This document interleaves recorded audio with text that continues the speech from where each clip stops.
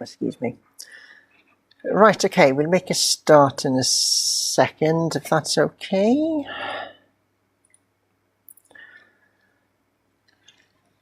Right, thank you very much for coming to session 4. I will apologise in advance. The session this morning is going to have a bit more talking at you rather than interactive stuff, as there's quite a bit of information I want to kind of get across to start with this morning. It won't be a case of listening to me wanging on for an hour and 3/4 though, but it will be slightly less kind of interactive than normal, so I apologise for that in advance. Second thing I wanted to mention as well, so just so that you've got an idea now, so we've said, as we know, week 7 on Monday the 9th of March we're doing the in-class test. The in-class test will be in a different room, so rather than coming here we're going to go straight over to Keir Hardie 034. So in the Keir Hardie building, it's the annex bit where they normally do the kind of the PGCE classes. So it's right downstairs on that bit. And there is a little 8-person PC room. So realistically, we're going to be in there. Now last year when we did this, they gave us a 100-person PC room for 3 people to sit and do this test, and it's felt quite oppressive. So I think that room will probably work to our advantage. It's quite a nice room. It's out of the way. It's small. It feels a bit less formal for doing the kind of the open book test at the time. Alright, so I will mention that again between now and then, but just so that you got advance warning, Monday the 9th of March, go straight to that room, and it will be the kind of normal 10 till 12 timings for our session that day. Okay. So I'm going to make a start, if that's all right, in terms of what we're going to talk about this morning. And as I said before, realistically, over the next few weeks, what we're going to look at is going to take a little bit of a turn. We have spent the last few weeks in particular thinking about more theoretical things like what we mean by inclusion. Last week, I think we had an interesting session where we looked at the roles of special schools and whether special schools supported learners' inclusion or whether special schools actually supported segregation and exclusion. And maybe we came to the conclusion that there's no right answer really, but potentially just being placed in a certain setting by itself isn't enough to be inclusive. If anyone's seen any of the kind of the news this morning about the SEND system in England, for example, all sorts of challenges that are taking place in English local authorities, bless you, at the moment. Bless you. Parents of children with needs basically being accused of bankrupting local councils and actually, God forbid, wanting the support that their children need and are entitled to. And the government has been looking at consulting in terms of updating the SEND system. So I suppose similar to what Wales did a few years ago in terms of moving from one system to another. There are talks currently ongoing as to making changes to the SEND system. However, a key feature that comes out of it, reading the BBC News this morning, was that they wanted the majority of learners with SEND to have their needs met in mainstream school, with perhaps the most complex cases being taught in a special setting. So possibly quite pragmatic. However, schools have gone, well, that's fair enough. But if we are supporting these learners, then we need training and funding and resources to allow us to do it. So that's possibly the big sticking point going forward. So what we're going to move on to look at today then, and we'll kind of pick this off over the next few weeks, is we're going to start to look at different areas of need. Today we're going to focus on cognition and learning needs, and in particular we're going to take a look at specific learning difficulties, and then we're going to drill down further into dyslexia as a specific area of need. Okay, next week we're going to look a little bit more at autism. The week after we'll look at ADHD, and we'll also look at sensory and or physical needs. And then I would say once we've looked at those, then we will have covered the likely areas of need that the learners you will meet in the in-class test will be experiencing. Now, another apology in advance, I suppose. Each of these sessions we're going to look at today, tomorrow, next week and the week after, are very much a one-off hour and 3/4 session looking at a topic, each of which is a master's degree in its own right. Okay, so it is possible to do a 3-year part-time master's degree just looking at how you assess dyslexia. So we're going to try and fit quite a bit in this morning. We're going to look at kind of what dyslexia is. We're going to think about some of the background to it. We're going to think a little bit about challenges. We're going to think a little bit about strengths. And we're also going to think a little bit about how learners who are dyslexic may need support, and if so, what type of support might be useful generally. Okay, so we're going to try and fit a master's degree in dyslexia between now and kind of 10 to 12. So it's going to be relatively surface level, but I have put quite a lot of resources up on Canvas to kind of follow up on these. And what I would say after today, realistically, for the in-class test, you don't really need to know the theory behind dyslexia, but there are a range of resources as a starting point up on there that take you to websites and readings which look at potential strategies, for example. Okay, so those might be a little bit more focused and useful for the in-class test. So just to kind of set this into context a little bit then, we've mentioned labels previously, whether labels were an advantage or not. In Wales, when we're looking at additional learning needs, we can split learners into 4 different broad categories, or we can put learners into these 4 different boxes, each of which have got its own kind of set of areas of need inside there as well. So communication and interaction we will look at next week when we look at autism as an area of need, but also includes things like speech, language and communication needs, selective mutism, for example. So learners whose needs are in that category either struggle to communicate with others, so potentially are non-verbal, limited verbal, or potentially struggle to understand the communication of others, which could be verbal but could also be body language as well. What we're looking at today then, cognition and learning. So learners in this box potentially have a challenge in how they process information, which impacts upon how they learn. So here we could be looking at a range of different, good morning, a range of different needs, but in particular this morning we're going to look at dyslexia. And there are a range of kind of overarching challenges that learners in this group might face, but a key one is challenges to do with memory. Okay, so potentially as a result of challenges with memory, learners in this cognition and learning area process information differently. So it could be in a different way or at a different speed, which impacts upon their learning. We've touched on this briefly a couple of times when we've talked about things like behaviours, for example, and we'll pick this up again after the test because this area isn't counted on that one. But social, emotional and mental health difficulties. Okay, so thinking about those learners whose behaviours might be challenging for all sorts of different reasons. And you will have come across acronyms before like ACEs, adverse childhood experiences, the impact of poverty, the impact of trauma, for example. We might be looking at children who are experiencing difficulties in school as a result of eating disorders, substance misuse, family breakdown, for example.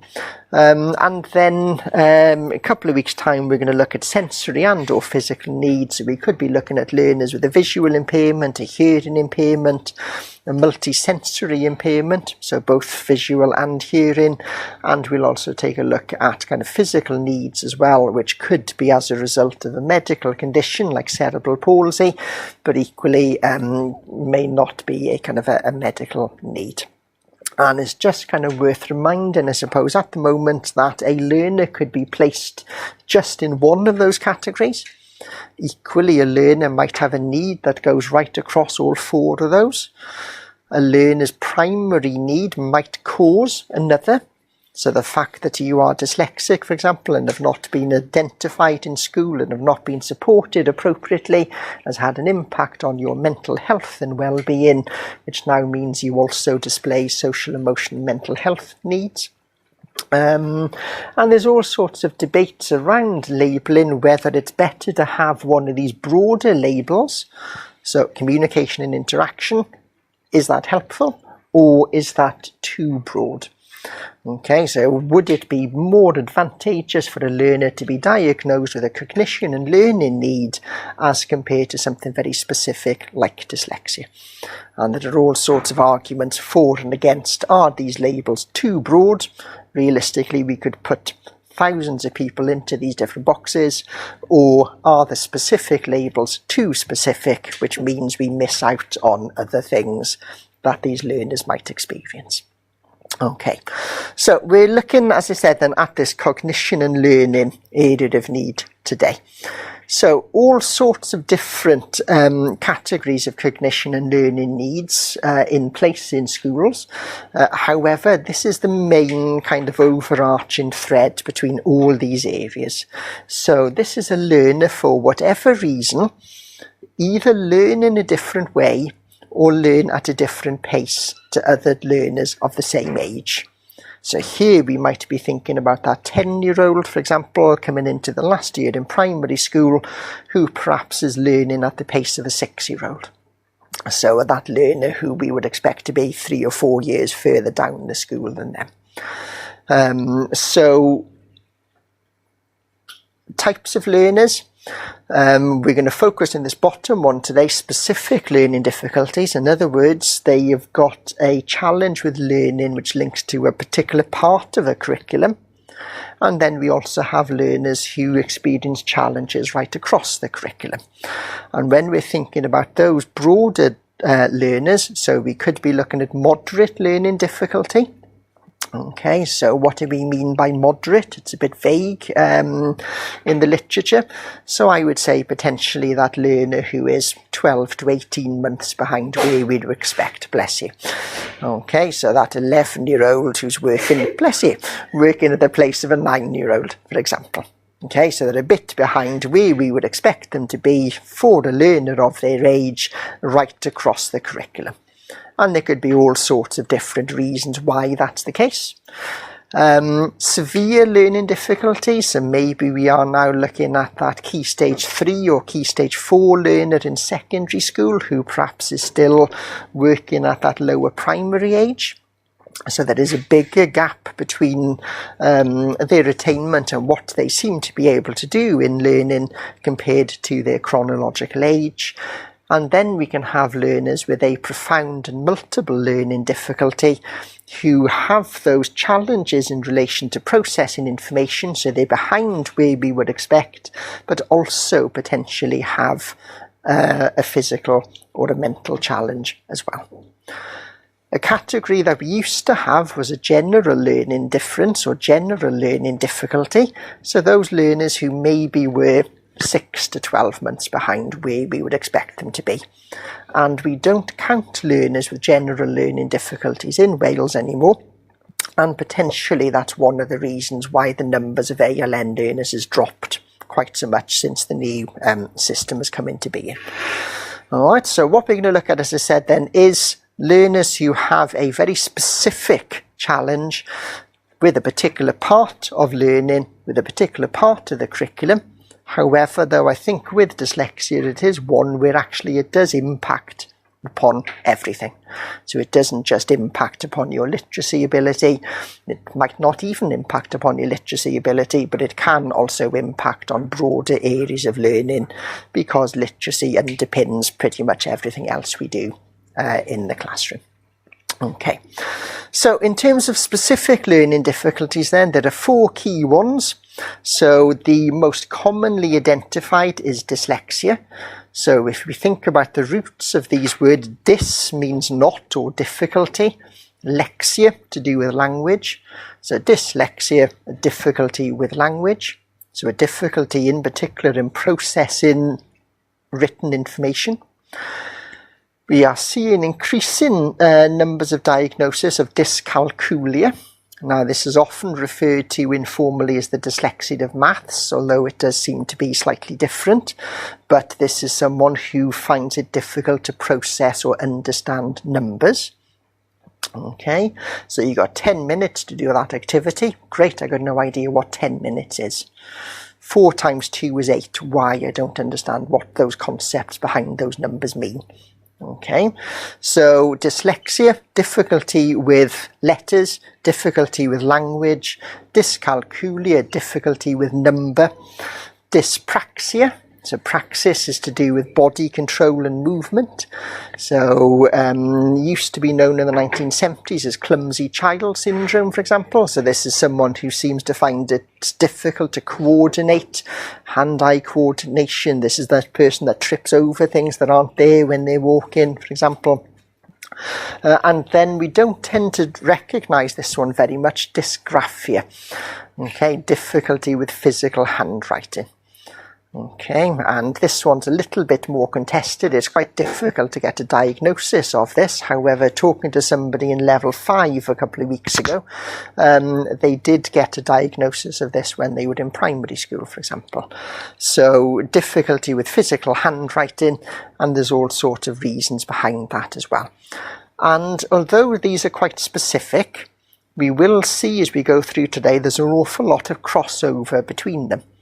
So that dyslexic learner might struggle with sums in maths. Okay, as one of the challenges they might experience was what order or what direction do you do the different parts of the sums in? Or potentially mixing up signs. So the plus sign and the X sign kind of look slightly similar. So it's a challenge in terms of recognising the symbol, meaning that the maths has gone wrong, rather than not understanding the maths itself. Equally, if you think back to when you were in school perhaps, and potentially when you were doing your GCSE maths, how many maths questions are written out, and there's a lot of literacy to go through.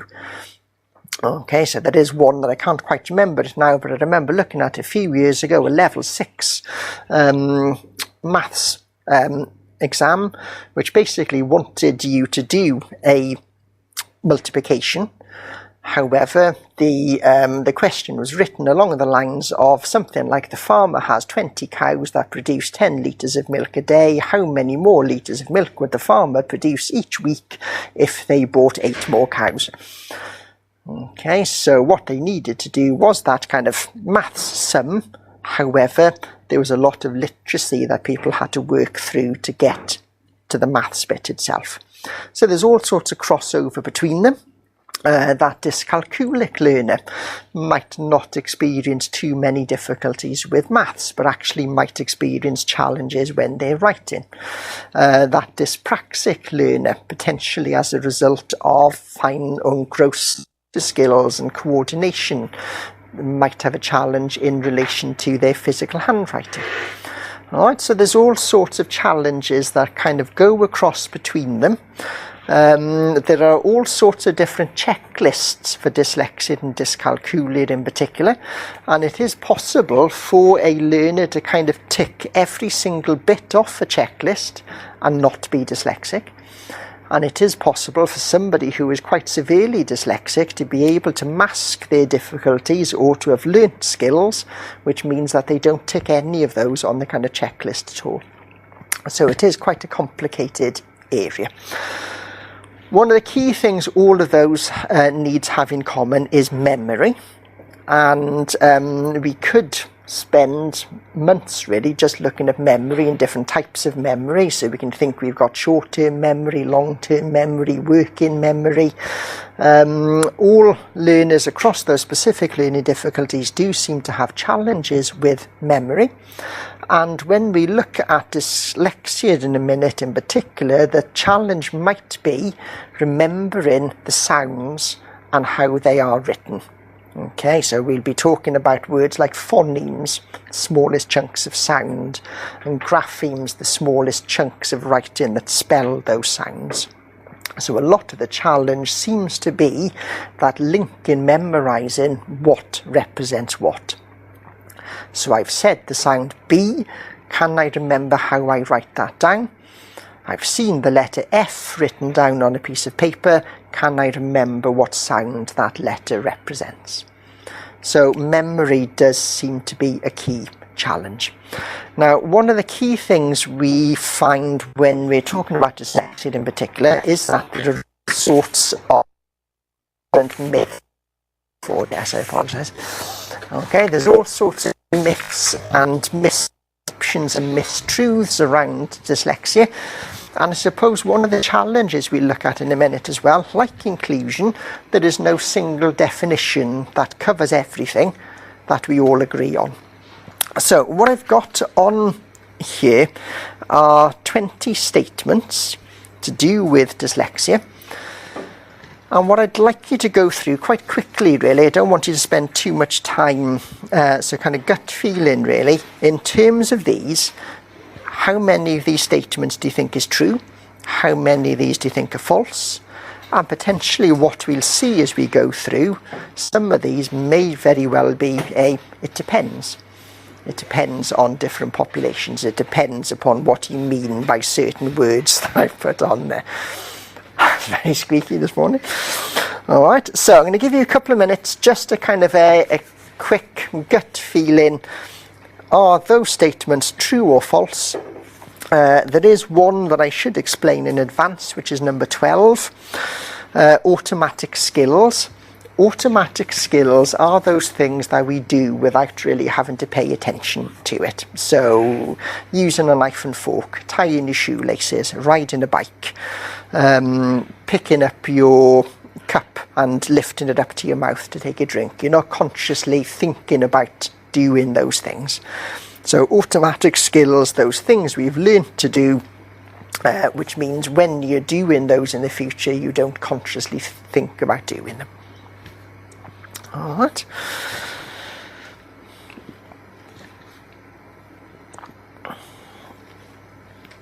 And as we go through the answers to these shortly, we may kind of see, well, do you know what, some of these are quite commonly believed misconceptions which might impact upon how learners are identified or not, and whether learners are supported or not.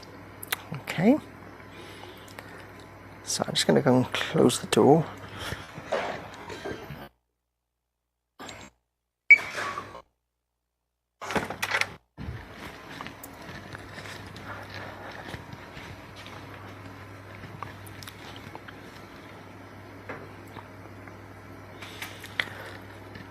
Okay, I'll give you another minute or so, just kind of quick, as I said, gut reaction to whether these are true or not.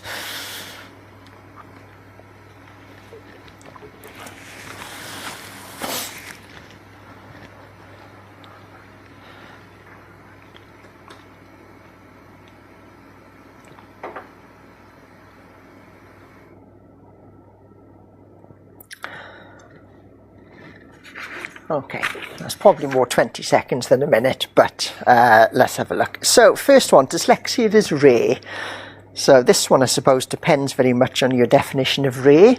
I would say this depends upon what country you're looking at or what subset of population you're looking at. So in the UK, most of the figures suggest about 10% of the population is dyslexic. So is 10% rare? I don't know. But 10% of 70 million people is 7 million people who potentially are dyslexic. Other parts of the world, those prevalence rates differ. So it seems to be somewhere between kind of 15 to 25% in America. China, about 2%. Although 2% of the Chinese population is far higher than 10% of the British population, for example. About 6 to 7% of the population in France and Italy. So probably not rare, however, is more commonly experienced or identified or prevalent in countries that speak English. And there may be very good reason for that, which we'll look at shortly. So dyslexia is linked to intelligence? No. Okay, so very often it's been an unfortunate experience that learners in school were told that they were stupid or they were thick because they were having difficulties with reading or putting their thoughts down on paper, for example. But there is no evidence whatsoever to suggest that dyslexia is related to levels of intelligence in any way at all. Dyslexia can be diagnosed by a doctor. This one is mainly false. Okay, so dyslexia, unlike autism that we look at next week, for example, is an educational, not a medical diagnosis. So people who diagnose dyslexia, there are two groups of people. One of them is an educational psychologist who is an expert in psychology and carrying out standardized tests, and the other person is someone who's done a master's degree in dyslexia assessment, and they are known as kind of a dyslexia specialist teacher. So you wouldn't go to the GP or your local hospital for a dyslexia diagnosis, for example, because it's a educational rather than a medical need. Okay, number 4, dyslexia does not exist. Now, there is a lot of debate in some parts of the internet in particular that says, no, it's a made-up condition. My personal belief is that it does exist, but that's my personal belief. Number 5, dyslexia is more common in boys. Now, this one is false, however, it is more commonly identified in boys. So, in rates of prevalence, it's probably 50-50 between boys and girls. However, boys are 4 times more likely to be identified with dyslexia than girls are. Similar kind of pattern to autism, for example. And there may be all sorts of reasons why that is the case. So, do boys and girls present differently? Are girls better at masking their challenges, therefore they don't get picked up so much? Are boys who are struggling more outwardly challenging, therefore their need becomes more identifiable? Or is it because as practitioners we see it as being a boy issue, therefore we look for it more in boys and tend to ignore it in girls? Or maybe it's some kind of combination of all those things, perhaps. Okay, dyslexia can be cured. So this one is a fiction. So this is false. It's not a disease. It's not an illness. I think it's quite damaging sometimes when you look at some of the literature talking about the cure for dyslexia or the cure for autism, because that tends to suggest that it is a bad thing. It's a deficit. Okay, what we are looking at here is a difference. Do we want to get rid of difference? Is it appropriate that we're looking at getting rid of difference? Number 7, people with dyslexia are unable to read. Now this, I suppose, depends. Some might be. Some might be without appropriate support. Some learners with dyslexia have very little difficulty in learning to read. Some learners who are not dyslexic struggle with learning to read. So dyslexia by itself doesn't automatically mean that person can't read, but it might mean the way in which reading is normally taught, for example, additional support might be required. Number 8, dyslexia is hereditary, and that, in other words, it runs in families. Now, it does seem to be the case that it is something that you were born with. However, just because you are a dyslexic child, for example, it doesn't mean that a parent is dyslexic. Okay, just because you are a dyslexic parent, it doesn't mean your child will be dyslexic. But it does seem to have a genetic basis, which means it runs in families. Learners with dyslexia are lazy. Okay, so very much a label that was thrown at learners in the 70s and 80s in particular, for example. Or you haven't finished writing your work this morning, you're going to stay in over break time to finish that off because you were too lazy to do it in class. Okay, very common and unfortunate perception. Learners who are dyslexic are not lazy and are actually using far more cognitive processing to get the same amount of tasks done as neurotypical peers, for example. Number 10, dyslexia is just poor reading and spelling. No. Okay, so reading and spelling may be part of the challenges, but equally dyslexia also links to things like coordination, difficulties in terms of directionality, so understanding left and right, following instructions, organisation, memory. So there's all sorts of wider challenges that sometimes we don't think about in terms of dyslexia because we just focus on reading, writing and spelling, but actually those are not the only challenges that are involved. Number 11, dyslexics see and read letters backwards. Sometimes, but then so do we all, especially when we're learning to read. So it is quite easy to mix up B and D and P and Q, for example. Dyslexic learners are quick to master automatic skills. Now this one probably is false. Now we're going to look at some of the theories of causation later on. One of these is called the cerebellar or automatization theory, which Google Translate does not like as a word. It doesn't exist according to Google. But this theory suggests, and this is a very rough theory, that if it takes a non-dyslexic learner 100 times to master doing something, it takes the dyslexic learner the same amount of times timed by its square root. So the square root of 100 is 10. So if it takes Jess 100 times to remember how to spell the word automatization, it might take somebody who is dyslexic up to 1,000 times to remember how to spell it. Now that theory is a little bit tenuous, but I think it is correct in terms of it just takes more time and it takes more repetition. Okay, it just takes longer to remember, and we'll have a look at some of the reasons why later.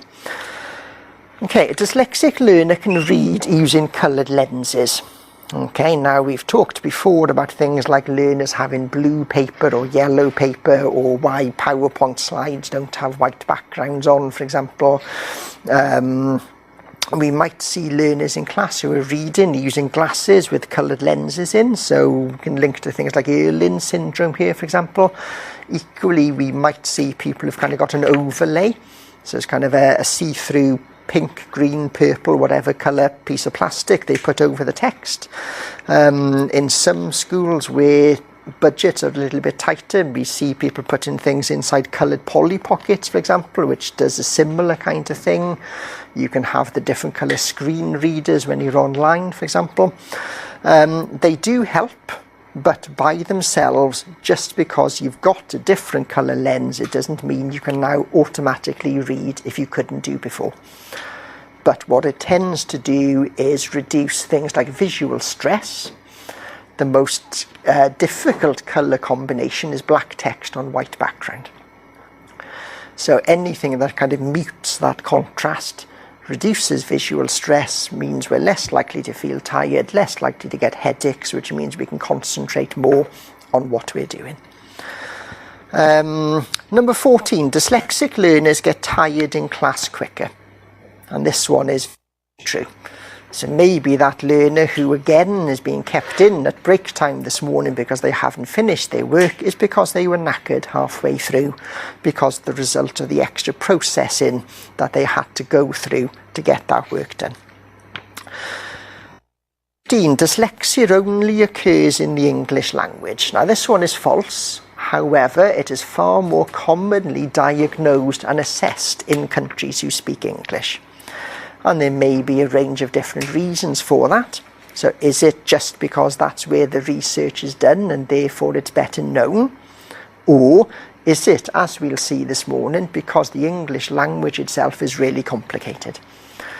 So Italian, for example, I think has got 28 letters in its alphabet. Each of those letters is always spelt the same and it makes one sound. So every time you want to write that sound, it's always in the same way. When it comes to the English language, the 5 vowels, for example, A, E, I, O, U, can be written in about 36 different ways between them. So English as a language is quite complicated. Number 16, this is kind of a trick one really. There are a range of tests that can diagnose dyslexia. So I suppose yes, there is no such thing as the dyslexia test. However, people who do the assessments do a range of standardised tests that look at different features we associate with dyslexia. So things like reading speed, writing speed, comprehension, but it also looks at some of the things that underpin those things, like memory, for example.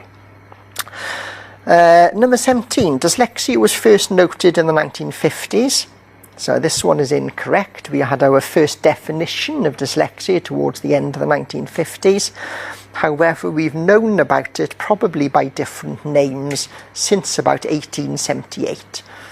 So we've known about dyslexia for nearly 150 years or so, yet there is still disagreement on does it exist? If it does exist, is it a challenge? Does it have strengths?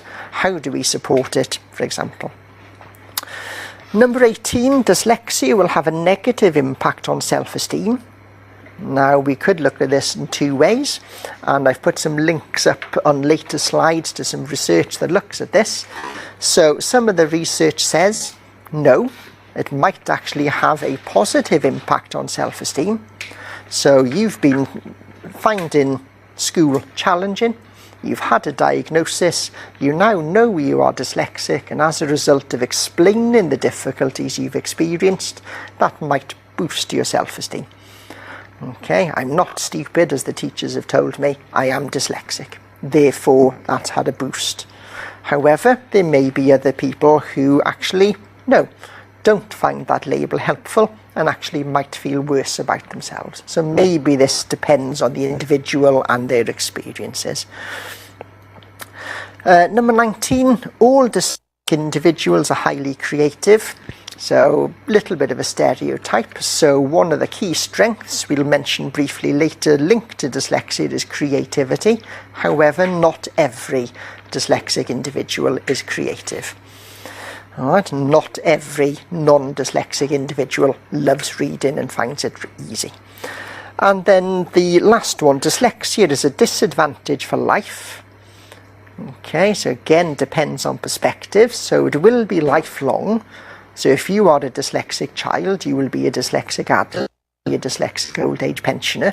But whether it's a disadvantage to your life or not is open to debate. So there may well be ways in which dyslexia or being dyslexic has improved your life. There may well be ways in which some of the challenges related to dyslexia makes your life more difficult and therefore is a disadvantage. But it depends on people's circumstances, but it is lifelong. Okay, so thank you very much for going through those. Now, as we said, dyslexia then is kind of a controversial issue. I've just put some newspaper headlines up on this slide. Now, these have been taken over the last 10 years or so. So the first one, for example, in the top left-hand corner, so this was from a MP a few years ago.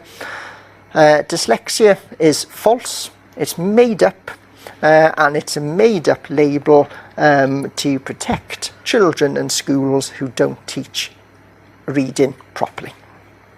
Okay, and there is a growing sense on certain parts of the internet that that is true. We've possibly got increased levels of diagnosis of some areas of need, and this one on the top right hand kind of explores that narrative. Are we diagnosing more children because middle class parents know what they're looking for and are pushing schools into diagnosis to make sure that their child gets extra adjustments, in particular in terms of their exams? Okay, and again, if you look at certain parts of the internet, there is a growing feeling that this is the case. However, there is all sorts of research and figures that show that that doesn't quite add up at the same time as well. So on one hand, yes, there are more and more learners who do get adjustments for their exams, like extra time. However, for those learners to get extra time, there has to be proof that they need it, and that proof comes through assessment and diagnosis. Okay, and then this final one kind of links into the first one there. Dyslexia is a meaningless label used by middle-class parents who feel their children are being branded as stupid. So in other words, trying to find a reason or find an explanation or to find a scapegoat rather than recognising their children are struggling in school because they are stupid. Okay, so again, you see those things in different parts of the internet in particular. Now, just going back to something we mentioned on that fact or fiction slide, we said that dyslexia is more commonly identified and at much higher rates of prevalence in certain countries, so the UK, America, growth in Singapore at the moment, growth in New Zealand and Australia, and maybe to do with the English language itself. Now, when we're thinking about dyslexia assessments, pretty much all of them that exist through the medium of English. So somebody who goes to a Welsh medium primary school in Swansea, for example, there is no Welsh medium dyslexia assessment range of tools to assess those needs. So potentially learners are more likely to be diagnosed in English-speaking countries because the tools that we use are in English. However, one of the other challenges as well might be the English language itself. And what we've got in the English language, we have 26 letters in the alphabet, and between them, and this depends on which part of the UK you live in, represent at least 40 different sounds. So we've got more sounds, phonemes, than letters, graphemes. Okay, so Italian, that I mentioned earlier on, has a one-to-one grapheme-phoneme correspondence. In other words, every time you want to spell a certain sound, it's the same letter or combination of letters that spells it. In English, we don't have that. We don't have this one-to-one grapheme-phoneme correspondence. And just to kind of give you an idea, English has 5 vowels, A, E, I, O, U. Both of those make 2 sounds, A, R, for example, and we can spell those 5 vowels in at least 36 different ways between them. In some cases, they don't even have the letter that we associate that sound in. So I'm not going to make you do many of these, but if we think about, for example, the word acorn has the sound A in it. How do we spell the A sound in acorn? It's just the letter A. And when we start off learning about letters, we know that A spells A. However, when we come to a word like break, for example, so I will give you a short break in a moment, the A sound is spelt E-A. Or if we're thinking about the brake in your car, it's A with a magic E at the end, which you might have come across in schools. In other words, it's a split digraph. Or sometimes we have words like eight, which is E-I-G-H, spells the A sound. Or pray has got E-Y, that spells the A sound. So the English language itself is complicated. And what we've got in English is something called a deep orthography. So orthography are the rules about how we write language down. Okay, so some languages are less complicated than English. You may still be Italian, grow up reading Italian, writing in Italian, but because the language itself isn't as complex, maybe those needs don't become as evident. The fact as we go through learning English, we find all these rules which are different to what we're told when we start off, makes things more complicated to learn. Okay, and just to give you an example again, some of you, if not all of you, will have seen this before. There's that phrase at the bottom. This is quite a famous kind of trick from George Bernard Shaw, for example. So if we look at those words in yellow at the bottom, okay, there is a way that spells fish and chips. Okay, thinking about how the English language works. Okay, so we don't see GH at the start of any words in English, but it is at the end of a lot of words. Enough, laugh, for example, tough. So we do have words where GH does make a F sound. Okay, the O is slightly complicated, and there's apparently only one word where O makes an I sound, and it depends on how you say it, which is women rather than w.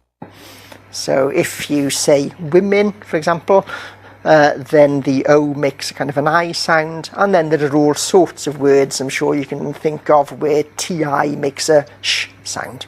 Nation, lotion, for example, notion. Okay, and the and is as the same, and then chogs, we can make this to spell chips in some way.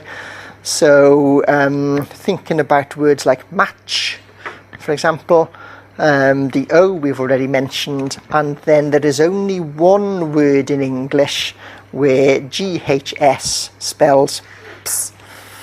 Okay, and it is hiccups. Okay, as if you spell hiccup, H-I-C-C-U-P, which I'm sure we remember from school, that's an American spelling. Hiccups originally was H-I-C-O-U-G-H, hiccough, but we pronounce it hiccup. Okay, so there are all sorts of issues around how we spell certain sounds. So you go through school, you've been told, well, the letter A spells the sound A, and it does, but not all the time. Okay, for an example. And then again, another challenge, a lot of words that we have in the English language come from different languages and different cultures and different spelling systems. Now, thinking about languages, French has probably got somewhere between 90 and 100,000 words. The English language potentially has got about 500,000 words in common usage, and then probably another 500,000 words linked to kind of scientific names for things. Words come in and out of fashion. If anyone like Shakespeare, for example, thinking about how different Old English looks like English that we use today, it's a complicated, constantly evolving language. And again, just to give you some ideas, the pink words on the far side there come from kind of Nordic countries. So thinking about kind of the Vikings settling in the UK, anger, awkward, bag, gift, husband, scare, Thursday. I have pinched that one from Horrible Histories, for example. The kind of one next to it, these all come from kind of exploration in either North or South America. They come from kind of indigenous peoples. Chipmunk, Eskimo, husky, papoose, squash, chocolate, tomato, potato, anorak, igloo, hammock. Okay, I'm going to leave the ones next to it for a second.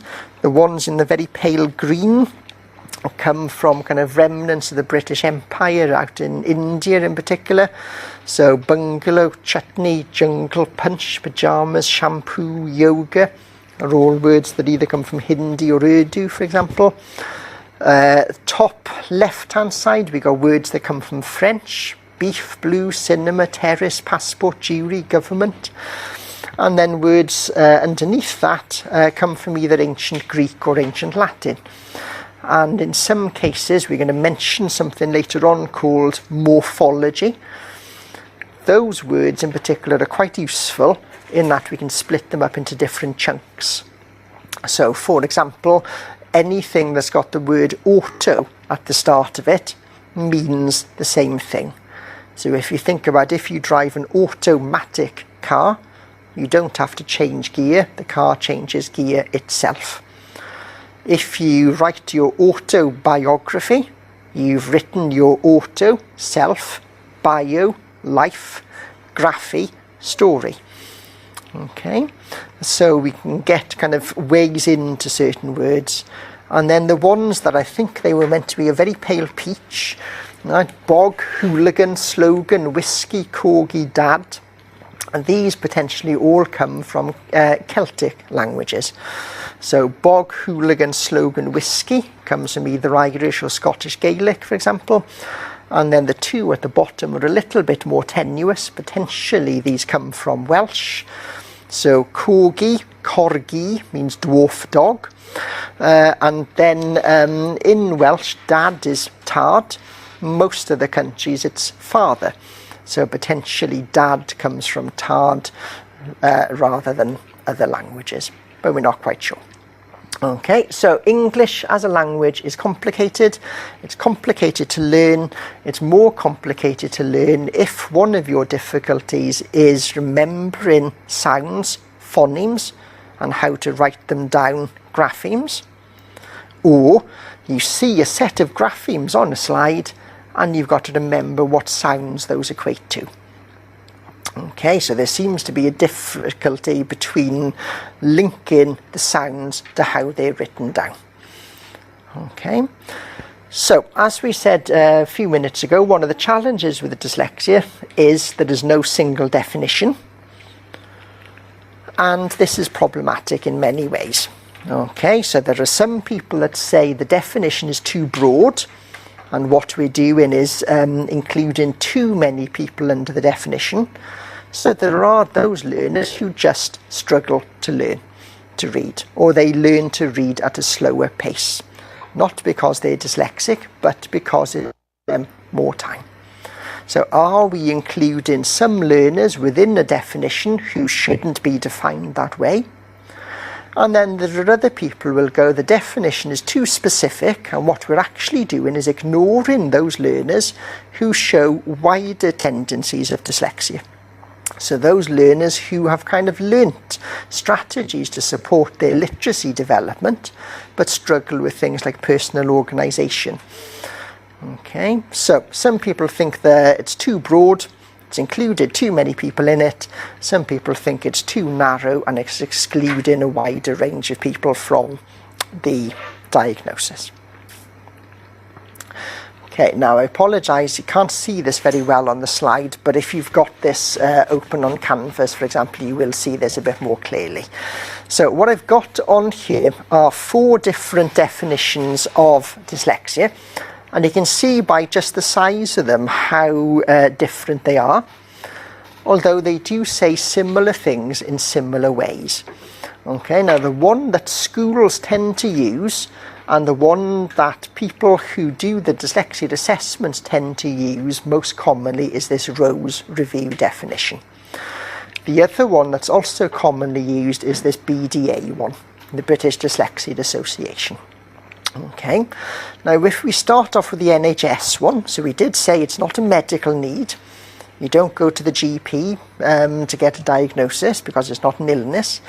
But the NHS talk about the fact dyslexia is a common learning difficulty, and we will see that all of these definitions include the word difficulty, but some definitions call it a disability, some of them call it a disorder, some of them call it a difference. Each of those words mean very different things. As a dyslexic person, are you disabled, or do you have a difference? Okay, very different meanings and context there. So it's a common learning difficulty, can cause problems with reading, writing and spelling. So those are the most common things we think about. Main challenge is recognising the different sounds that make up words, and we've already said that the difficulty in linking phonemes, sounds to graphemes, the letters that spell them down. The exact cause is unknown. Yes, we're not quite sure. There are some people, as we said, who don't agree that it exists anyway, but we're not quite sure what causes it. But it does seem to run in families. And they also note that it does seem to be potentially linked to genetics. And as a result of genetic differences, it impacts upon how your brain processes information. Okay, so relatively straightforward. Something to do with causing a difficulty when you learn to read, write and spell. Seems to be something you're born with. We're not quite sure why, but maybe it's a genetic cause, and because of that your brain works differently. So trying to think of rubbish analogies, as a dyslexic, your brain runs on Android software where everyone else is on Apple. So things don't quite match up. Okay, is perhaps a nice way of looking at it. The BDA then, and they have recently updated this as well, so this is the one that they've used for the last 20 years or so. It's a specific learning difficulty. Okay, so same terminology being used, affects the development of literacy and language skills. Okay, so it's literacy, reading, writing, spelling, but it's also language. So speech can be a part of this as well. It's likely to be present at birth, likely to be lifelong in its impacts.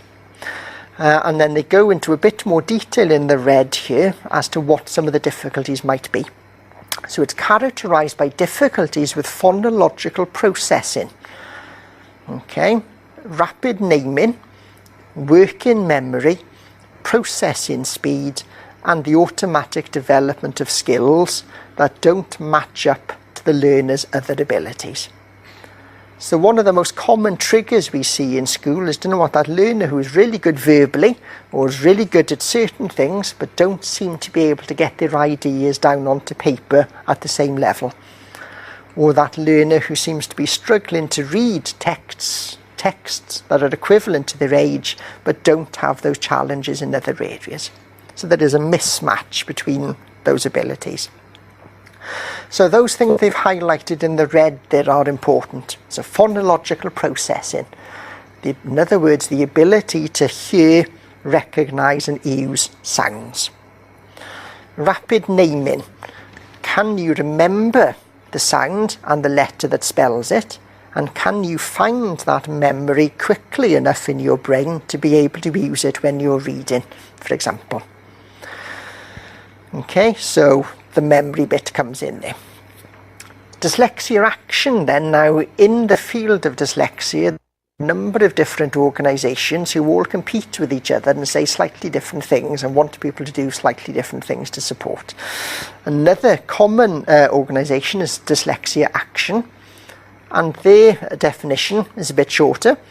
Again, specific learning difficulty primarily affects the ability to learn to read and spell, runs in families, stems from a difficulty in processing the sounds in words, and some 10% of the population are impacted.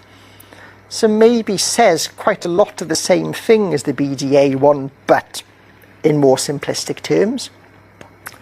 And then the one that's most commonly used, so for example, when I trained to do assessments for learners, and when I used to do this, this was the definition that I was told to use. So doing tests with individuals, what you're looking at is whether their performance matches this definition realistically. So dyslexia is a learning difficulty again, affects the skills linked to accurate and fluent word reading and spelling. Okay, so they bring in that accurate and fluent. We'll touch on those shortly. Characteristic features, so challenges around phonological awareness, so using sounds, recognising sounds. Verbal memory, being able to access where you've stored that information about sounds quickly enough to be able to use it. And then they kind of expand the definition with some good things, I think. So it's right across the range of intellectual ability. It's best thought of as a continuum. Okay, so it's not a case of you're dyslexic or not. There is that broad spectrum of need, same as autism. So you can be very mildly dyslexic, you can be very severely dyslexic, but there's no link to your level of intelligence. Co-occurring difficulties, so as well as the challenges around language, we also see things about coordination, so a crossover there with dyspraxia. We also see difficulties with mental calculation, so getting muddled up when you're doing a sum, not because you don't understand the maths, but you've got a challenge in terms of how you process and organise your thoughts whilst you're doing that sum. Concentration can be an issue. Personal organisation can be an issue. So one of the key things we look at, for example, very young children might show dyslexic tendencies long before they've learned to read. So that child who seems to try and get dressed in the wrong order. So that kind of preschool child who's kind of put their coat on before they've put their t-shirt on. They're trying to put their shoes on before they've put their socks on, for example. So why are they doing that? Is it because they don't understand the sequence, for example? However, another good point, by themselves, these are not markers of dyslexia. And then I like this bit at the end, I think this is quite helpful. A good indication of whether someone is dyslexic or the severity can be evidenced by has this learner responded to well-informed intervention. So in other words, if we've supported a learner, if we've taught this learner to read and write and spell in ways that are seen as being appropriate, and that learner still is struggling, then it's not a result of things that we can rule out. Okay, so there will be learners who struggle to read because they've missed 3 years of school, because they haven't gone back since COVID, for example. Okay, so if the learner has been taught and supported appropriately, but is struggling with issues around literacy, then maybe what we've got left behind, if we've ruled everything else out, is dyslexia. Okay, so I'm just going to go on for another 5 minutes or so, and then I'll stop for a quick break at that point, if that's okay. So we'll talk about Morton and Frith a little bit more next week as well. Morton and Frith were quite famous in the 90s for coming up with a diagram to try and explain autism, and it is very much this type of diagram. And they then looked to transfer this diagram to other areas of need, and they came up with this diagram to support dyslexia. So what they've suggested is dyslexia is evident on a range of different levels, and each of these is impacted by the environment. Some of those environmental factors are a little bit tenuous, but let's have a quick work through these. So in other words, they've said that dyslexia is evident on a biological level. If it's something that you were born with, then there must be some kind of relation to genetics or chromosomes, for example, and what their research tends to suggest is the dyslexic brain just works differently. It doesn't work less efficiently, it isn't wrong, it is just different. So as a result of biological factors, your brain, for want of a better phrase, is wired up in a different way. Because your brain is wired up in a different way, we see characteristics evident on a cognitive level. In other words, it impacts upon how you process information and how you learn. And because you process information and learn differently, we tend to see behaviours in the classroom. So that child who's very good verbally but can't write things down. That child who starts to get a little bit anxious when there's a read-in task. That person who constantly seems to want to go to the toilet when they know that they're going to have to read out loud in front of other people. Bless you. Okay, and then they've said the environment can have an impact. Now, it's easier to some extent to think about the environment on that behavioural level. If you've got quite an unempathetic, unaware teacher who is forcing you to read out loud in front of a class of people when you know you're going to have a challenge, that's going to make things worse.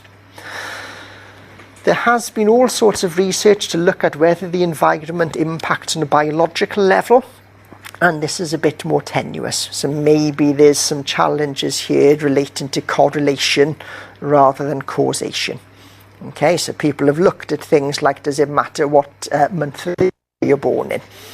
And some studies say, yes, it does, and others say, no, it doesn't. So some studies say you're more likely to be dyslexic if you're born in September or October. Others say you're more likely to be dyslexic if you're born in May or June. Okay, so maybe there's people have kind of tried to retrofit evidence back in. People look to see, does it matter whether you were born pre-term or post-term? Okay, now there is evidence that tends to show that if you were born at 39 weeks, for example, there is increased evidence of learning difficulties. However, not necessarily in terms of dyslexia. People have looked at things like environmental pollution. Okay, and potentially this is an area that might be looked at further going forward. So there is evidence to show that children who live in zones of very high air pollution do seem to experience more learning challenges and do less well academically. So is there a link between air pollution and learning, for example? Okay, so the diagram then on a little bit more detail. At a biological level, it's something we're born with as a result of genetics, which means our brain works differently. Because our brain works differently, we have differences in terms of our speech and language and how we process it, potentially in terms of how we perceive information. Temporal processing, can we kind of zone out sounds that are going on around us, for example, has an impact on their memory, and it does then lead to, which has got a mind of its own this morning, does then lead to things like reading difficulties. Now, one of the key environmental features that we can kind of prove is that language itself. Like we said, there are more people who are diagnosed with dyslexia in English-speaking countries. Is that partly to do with English is a more complicated language compared to some? Okay, slightly anecdotally, a large number of children who go through Welsh medium primary school in Wales don't tend to get recognised with dyslexia until they go to English medium secondary school. Right, and there's a couple of reasons for that. Is there because there's no Welsh medium dyslexia tool, or despite the fact it doesn't look it, is the Welsh language an easier language to use than English? It's a more phonetically regular language, therefore those challenges don't become evident until later. Okay, just mention this slide and then we'll stop and have a quick break. Alright, so there are all sorts of suggested biological reasons for dyslexia, so I'm not going to go into kind of brain makeup very much at all, but all of us have a brain which is kind of split into that left and right hemisphere. The left hemisphere, the left side of our brain, is where we tend to process language. There are numerous studies which we'll look at shortly which tend to suggest that the dyslexic brain works differently, and in particular it's the left hemisphere of the brain that's impacted. Okay, so the left hemisphere of the dyslexic brain works differently in terms of processing language, which is what that part of the brain is designed to do. Potentially that's to do with white matter in the brain. So is there a challenge where the dyslexic brain struggles to send information to different cells? Potentially it's genetic. So there have been studies that have looked at dyslexic individuals where they've shown there's been a difference in some of the chromosomes in DNA, but these chromosomes are also evident in terms of differences in things like autism, ADHD, hearing issues, visual issues as well. And another area that people have looked at, so a big study in Cardiff in Sweden, for example, looked at something called the KIAA0319 protein. And this is something that lines, we're going to mention magnocells a little bit later. Magnocells are cells that send visual information from your eyes to the brain. Potentially dyslexic individuals have less of this protein, which means less, I couldn't think of a word then, less able, there we go, let's go for that, less able to process that visual information. Okay, so I think that's probably a good time to stop for a quick break. When we come back, we're going to have a look at some of these scans. Again, I think some of you have seen these with me before, I apologise, showing how the dyslexic brain may work differently. And then we'll kind of move on then to think a little bit about traits, potential challenges, and also strengths.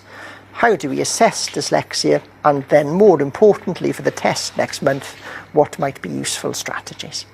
Okay, so I'll pause there if you want to have a quick 5-minute break. And so I'll start recording again. Right, so before we stop for a quick break then, we said that what a lot of studies seem to show is that the dyslexic brain works differently from the non-dyslexic brain. And people have probably always thought that since we've kind of identified these challenges from the kind of the end of the Victorian period, but it was difficult to prove that. There was no way realistically that you could look into the brain to see what was happening when people process reading. However, fMRI scanning machines were then invented, which gave us the opportunity to see what was happening within soft tissues. And what we've got on here are kind of composite scans from a number of different studies that have been replicated at different times in different parts of the world. And what they did was they asked people to go into one of these MRI machines and read, basically, and what the machine was then picking up on was what was happening in the brain when those individuals were reading. Now, as I said, these are kind of composite scans. They've put all these results together to kind of come up with this image, and I think this one's quite helpful, really. So realistically, this is showing the left hemisphere of the brain. So this is somebody kind of standing and facing the window. So the left hemisphere of the brain, this is where we process literacy, this is where we process words, this is where we process logic, for example. And what these scans tended to show was typical readers, as they called them in the studies, were using 3 different areas of the left hemisphere of the brain when reading, and they knew that those areas were being used because they lit up on the scans. And these areas lit up because oxygenated blood was being sent to these parts of the brain, showing that they were being used. When they asked people who were dyslexic, though, to do the same reading task, you can see this scan, again, it's got a little mind of its own, apologies, looked different. And rather than seeing all of those 3 areas of the brain lighting up, being used, it seems to be there's one area of the brain in common. However, the challenge potentially might be these scans don't suggest that those dyslexic individuals don't have those other areas, but maybe it's harder to access. Okay, so again, a rather rubbish analogy. If you think about this brain as being in a computer system, these 3 lit up areas are different files. And it seems to be that people who are not dyslexic, when they're reading, are opening up those 3 files of information to help them do that task. The dyslexic brain seems to find it difficult to open 2 of them, so is relying on what's in one file to do the same job. So potentially that's why it's more challenging, or why it's less efficient. Now, what are these areas of the brain? Again, you don't need to know this for the test, but what we've got, these were the 3 areas that were lighting up. So the green one was lighting up for everyone. The yellow and red areas seem to be lighting up more for the non-dyslexic brain. So the non-dyslexic brain, the yellow area towards the back, this is known as the occipitotemporal lobe. This is where we store memories in relation to images. Okay, so in other words, I've seen that word somewhere before, I've remembered it, I've stored it in a part of my brain. When I'm reading, I am searching through that filing system to see if I can remember having seen that word before. The red area then, the parieto-temporal, is where we store memories related to sound.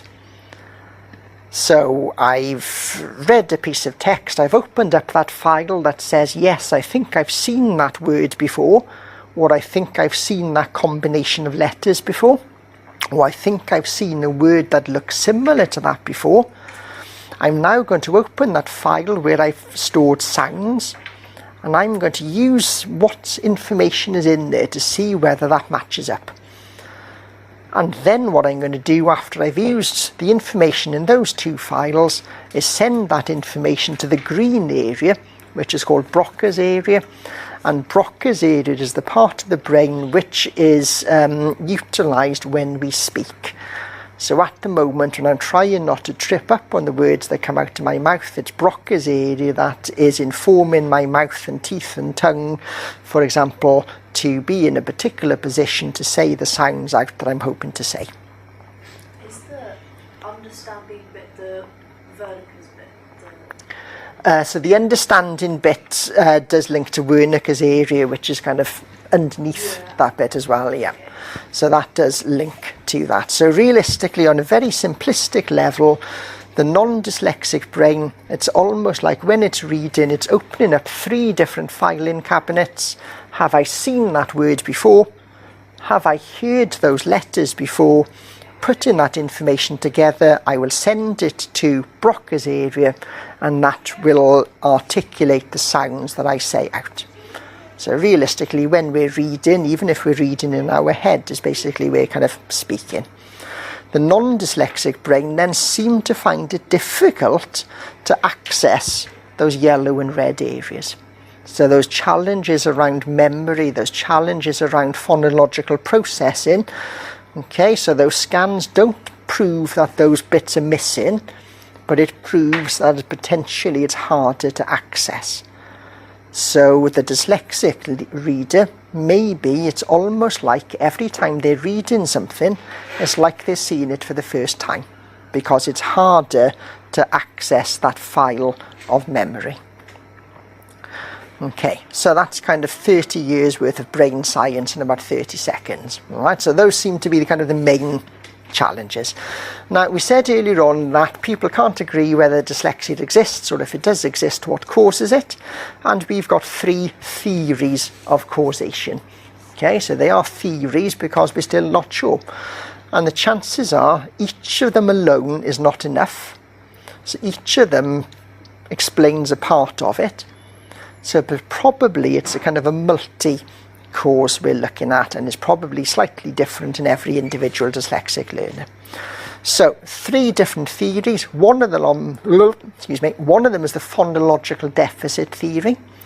So this suggests there's a difficulty in processing sounds, which does seem to explain quite a lot of the challenges. However, the magnocellular deficit theory says this is a challenge in terms of processing visuals, which for some learners explains part of the needs and challenges we see. And then the third one is the cerebellar/automatization deficit theory, which suggests that actually across all of these areas a main problem is that memory. Storing information and being able to access it, and access it quickly enough to be able to use it. Okay, and that's especially important when we're reading. If we think about, if you are reading fluently, you are more likely to be able to understand what you're reading. If you're stopping and starting because you're trying to remember what the word says, that interrupts the flow of the processing, which makes it more difficult. So phonological deficit theory tends to suggest that the challenge is linking the sounds, the phonemes, to the graphemes, how we write them down. And that could be to do with recognising sounds, it could be to do with where we store the sounds, and it could be to do with being able to access that store of sounds. So somebody who goes through a dyslexia assessment, for example, one of the activities they ask people to do is related to these things here. So I'm going to say some words out to you, and I want you to tell me, do these words sound the same? So cat, car. So there will be some people who don't recognise there's the different sound. So why is that? Okay, alliteration. Okay, hop, happy. Do those words start with the same or a different sound? Okay, blending. I'm going to say some sounds to you and I want you to put them together to make a word. K, a, t. Can you blend those together? Segmentation, then the opposite to that. I'm going to say a word. Can you split it up into the sounds? And then at the age of 51, I still don't understand syllables, but can we split words up into different chunks of sound? Okay, so phonological processing seems to be a key challenge. Learner sees a word written on a piece of paper or on a screen, struggles to link those letters back to the sounds it makes to be able to read it, or has got a word that they want to write down but struggles to link the sounds in their head to the letters they need to put down on paper. Now that explains quite a lot of the challenges. However, there are some learners who suggest, for example, that words don't stay still on a page.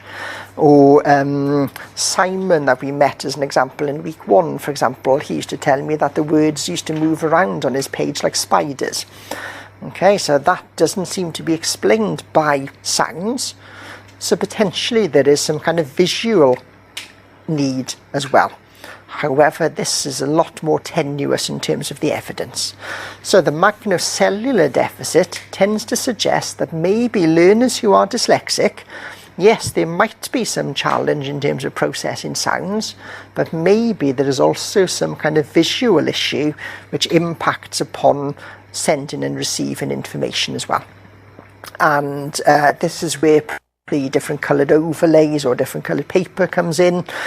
One of the things they talk about is binocular instability, for example. So maybe we've got kind of, our eyes aren't quite focusing on the same thing. Most of us have got one eye which is more dominant than the other. So for example, I'm looking ahead now, my nose is constantly, same as yours, is constantly within your line of vision, however your brain blocks it out. Otherwise you would be constantly aware that your nose is there. And that's because we've got two eyes sending two separate bits of information to the brain, which puts it into one image. Okay, so it's a bit like if you've ever watched a 3D film without the glasses on, you can see you've got the kind of the green image and the red image aren't quite on top of each other, but when you put the glasses on, then it merges into one. Okay, so maybe the dyslexic individual has got a challenge in relation to how they process visual information. John Stein also mentions something, and I think we've mentioned this before, that kind of cage thing you can see on the bottom picture there. There's something called the mosquito repellent or the teenage repellent alarm, which many shopping centres, for example, have. It emits a particular sound at a particular frequency that teenagers can hear, but if you're older than that, we tend to lose the ability to hear that frequency. And it gives a kind of an annoying buzz which stops teenagers hanging around outside the local shop causing mischief. Well, that's kind of the aim for it. So maybe the dyslexic individual just doesn't hear some sounds. Okay, so a little bit more tenuous, that one. So maybe that learner who's misspelt a word, maybe they've spelt the word perfectly correctly based on what they can hear. All right.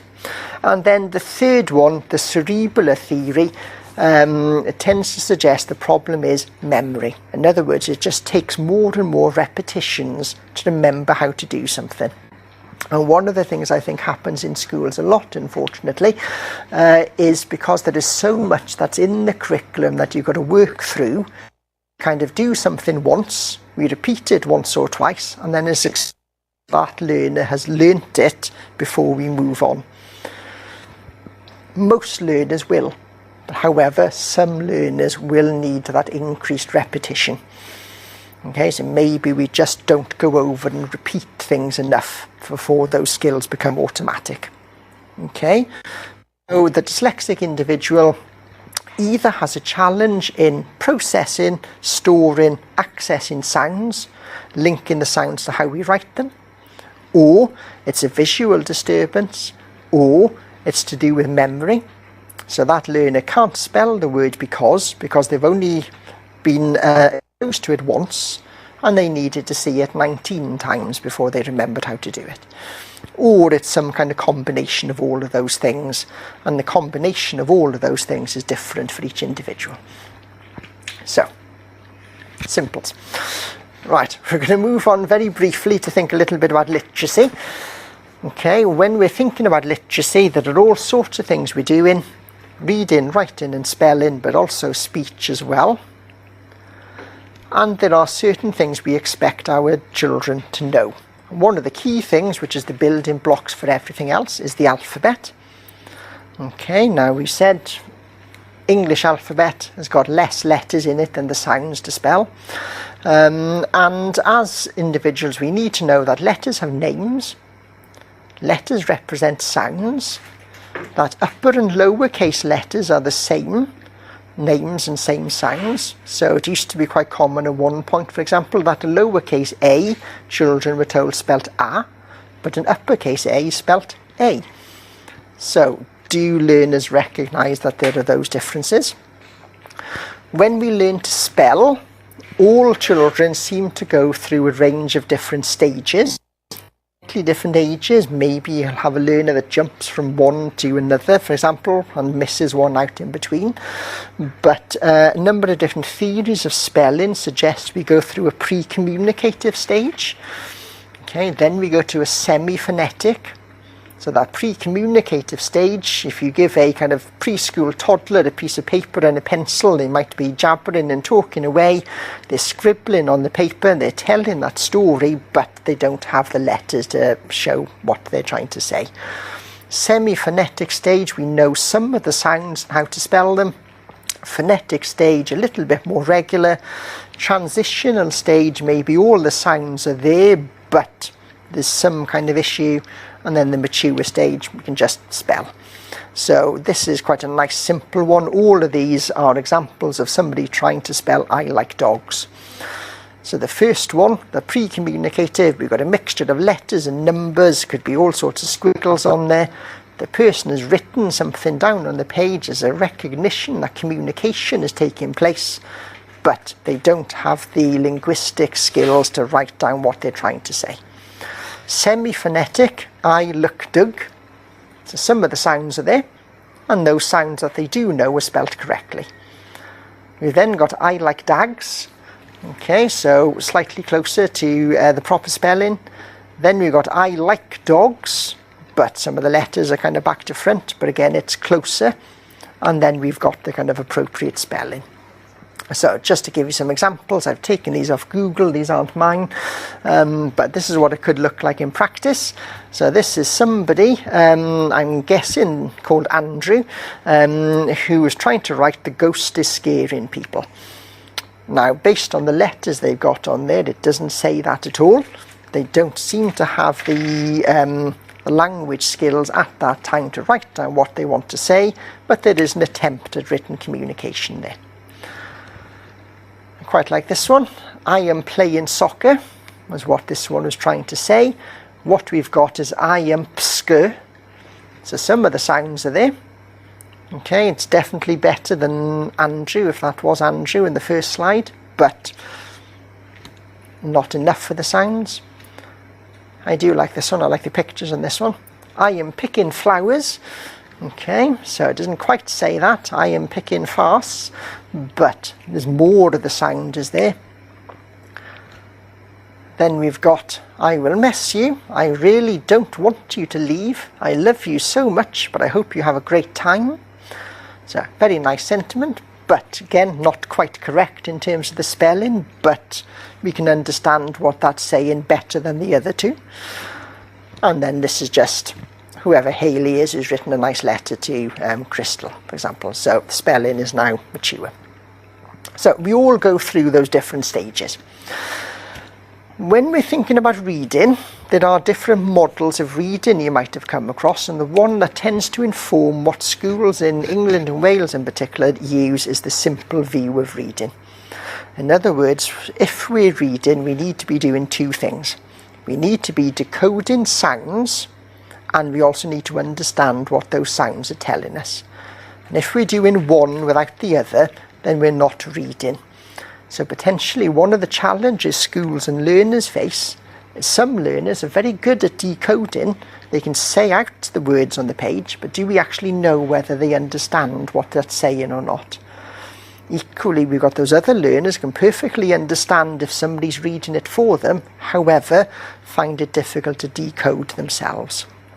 So just to give you an example, again some of you have seen this before, two pieces of text on here. Now one in the white is a real language, but I can't remember which one I've taken onto Google Translate, and I can't remember what I asked it to say either. Alright, but we could probably have a go at decoding that first one. So testu hauzuzinian rakuri halizango, for example. Now I can say it out, I can decode it, I can kind of read it in one sense, but I've got no idea what it means. So I don't understand what it's telling me. And then the other one, we all recognise those as English words. Fox, grape, grey, shoe on land, whisper, title, bass, curly flute, for example. I can say those words out. What the hell does that mean? I've got no idea. So if we're not understanding as well as decoding, then potentially we aren't appropriately reading.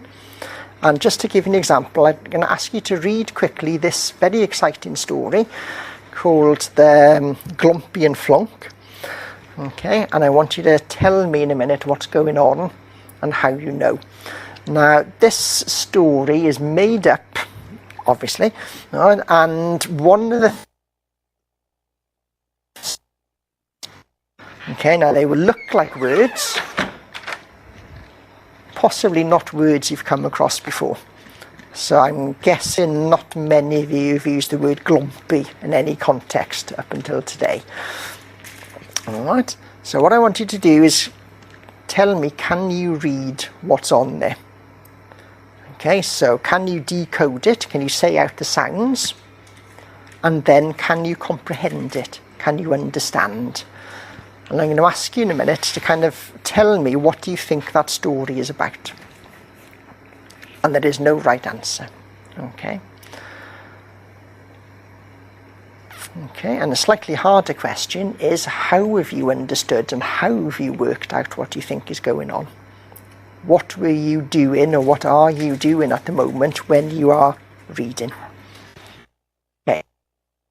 Be annoying now, Flo, and say sit right in the front of that and block your view.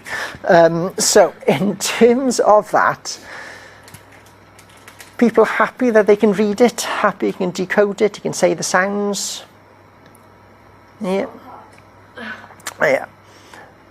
So there are words on there like glumpy and bop and flonk and clums and loff and jontfy, for example. Those words are obviously made up. However, were you able to read them? If so, how? You've not seen that word before, so you didn't have that stored visual memory in the back of your brain that you've accessed.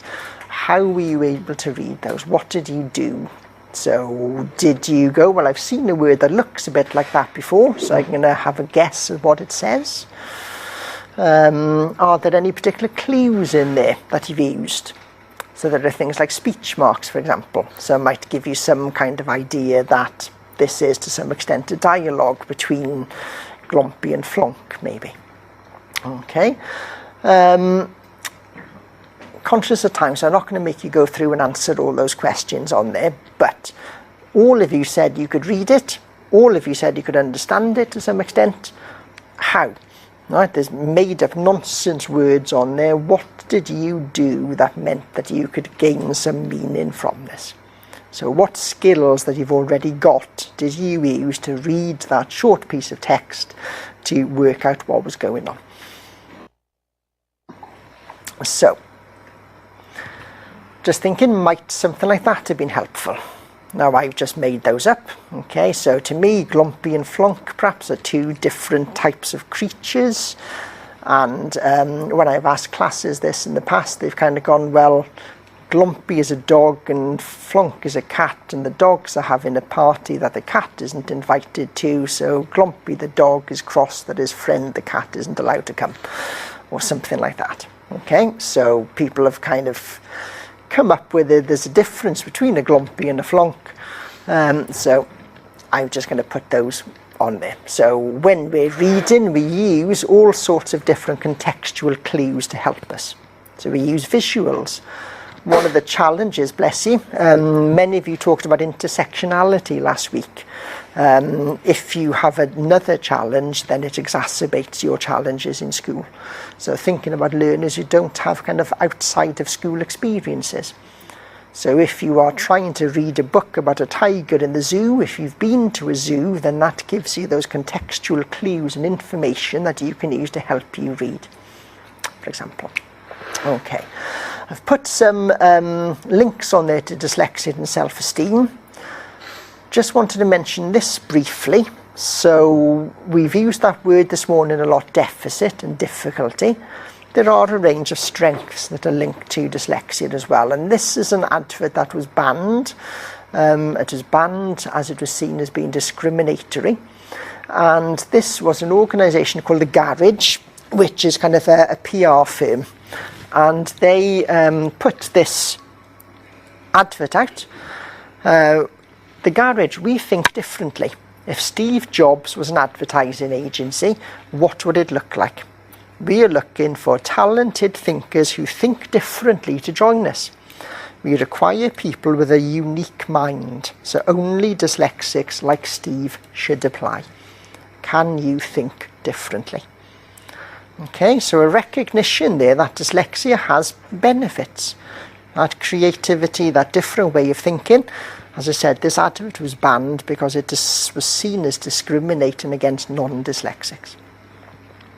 Okay, so trying to highlight a positive ended up being banned because it discriminated other groups of people in different ways. Right, I'm going to go through this bit very quickly. Assessment and diagnosis of dyslexia, what does that look like? Now, there are all sorts of different steps that we go through. Some of these might be classroom observations. Okay, that learner who is struggling to read might be purely because of how they're taught and who they're taught by. Or it might be the fact that they've missed school for whatever reason. So there's all sorts of different reasons that can impact. So we can use classroom observation. Many schools use online dyslexic screeners. Now, I don't know how appropriate those are or how accurate those are. Not very, I don't think. A lot of schools will use that as just the evidence and go, well, there we are, we've done an assessment, we know everything about this learner. Often involves talking to the learner, their parent, teachers, teaching assistants, trying to work out what's going on. Okay, is this person struggling with spelling the sound A because they missed school that week and therefore they just haven't caught up with something that was expected that the rest of the class knew? Or is there something underpinning why they are struggling with that challenge? Okay. Other questions about whether assessment should inform support. As we mentioned last week, for example, despite the kind of good things that were underpinning the changes in Wales, there is still that perception that learners need a label before they get support. Okay, so should support come before a label? Partly in terms of dyslexia, if the learner's been supported and is still experiencing those challenges, is that evidence of dyslexia? Or do we, like some local authorities do, leave that learner struggle without support? So does the support come before or after or both, for example? Okay, support can be on different levels, so we can think about dyslexia-friendly practice. So rather than giving that one child printouts on blue paper, giving blue paper to everyone. Doing things like thinking about the lighting or settings on PowerPoint, for example. Equally, some learners might need additional one-to-one or small group support, and some learners might need support which means they're taken out of the classroom to do extra something to boost their literacy. And thinking about specialist intervention tends to be underpinned by these particular principles. It follows a structure. We learn in sequence. It's cumulative. In other words, we learnt this last week. This week we're going to recap it and build on it again. Next week we're going to recap this week and last week and build something else onto it. It's multisensory. Right? And one of the challenges that a lot of you said a couple of weeks ago, when you move from primary school to secondary school, everything becomes quieter. You don't read out loud anymore. You don't have those letters to use or the number tiles in maths, for example. All those multisensory things are taken away from you. It's phonics based, so it does support the sounds. We can bring in etymology, understanding the history of words, and morphology, how we split words up into chunks of meaning. Overlearning, in other words, we repeat it and repeat it and repeat it. And it always ensures opportunities for success. So specialist lessons always have something within them where the learner will be praised for their effort and achievement, which hopefully builds their self-esteem. Okay, very quickly going through some of these strategies. Now, thinking about multisensory strategies, this is quite a simple one in terms of thinking about the alphabet, for example. Angry elephants and orange underpants for A, E, I, O, U. We've got an angry elephant in orange underpants as a picture. We've got a silly mnemonic. We've got a nice simplistic way of remembering the vowels, for example. Okay, 8 years as a geography teacher, I still have to reuse never eat shredded wheat when I think about the directions, for example. Okay, so we all have those kind of silly things that somebody told us in school to help us remember certain bits. So it can be really helpful. Spelling strategies, for example, all sorts of things we can use. Now, many schools do the look, cover, say, spell type approach. So you look at a word, you say it out loud, you cover it over, you say it out loud again, and you write it down. Okay, fine. However, very much that relies on your visual memory to allow you to do that. So maybe what we also need to do is bring in other strategies like the mnemonics. So laugh, laugh, and you get happy, for example. So a silly little rhyme with a picture. Sometimes we deliberately mispronounce words. Okay, when I'm writing, I still have to say Wednesday in my head when I'm writing it down. Words within words. Would you believe a lie, for example? Okay, sometimes we use spelling rules. I before E except after C. However, there are so many more words that don't fit that pattern, for example. And we can split words up into different chunks. Okay, this is another visual one. This is an American one on the left, the editing checklist. Don't forget your COPS, capitals, organisation, punctuation and spelling. In the UK, perhaps we use a little bit more SPAG, spelling, punctuation and grammar. So again, kind of visual images to help that learner to remember to check certain things. So one of the ones I used to like to do was this one, the Spag monster, for example. So we had different monsters, we'd cut their mouth out, and then when the learners had written something down, they would move the Spag monster over the text, and they'd go back at the end and look to see what was missing because the Spag monster had eaten it. And they would go back in and check had it got full stops and things like that. And then I just wanted to kind of finish off really for now on this bit, morphology. We've said the word phonemes a few times today, the smallest unit of sound. Morphemes are the smallest units of meaning. Okay, now most parts of the world teach reading, writing and spelling through phonics. Some parts of the world don't. So Texas in America, for example, teaches reading using morphology. Okay, and this is to do with prefixes and suffixes. Okay, so words we can split into chunks of sound, but we can also split them into chunks of meaning. So just as an example on here, I've got 3 word sums, or their technical name is morpheme matrices. And basically what we've got here is a root word, which means something. And then we've got different morphemes, different chunks we can add to the start and or the end, which also mean something. Okay, so rupt, for example, means to break. If you interrupt, inter means between. So you break between 2 people having a conversation. Bank literally meant pile of money. If you went bankrupt, you'd broken your pile of cash. You'd run out of money. So we can teach learners, as well as these different parts of words having sounds, they also mean certain things. So if you put ing at the end of a word, that means you were doing it. So run, running. Okay.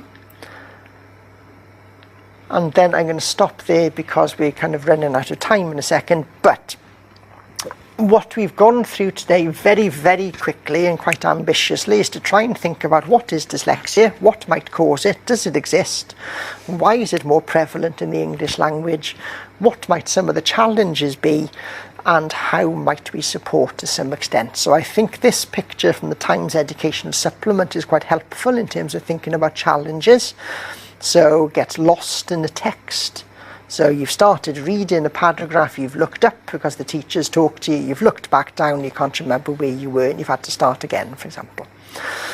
Challenges in terms of organisation. You're in the middle of writing something down, you can't quite access the right word that you want to say. causes you to become frustrated and lose your flow in terms of what you were trying to write. Finds background noise distracting. Similar sounds can be confusing.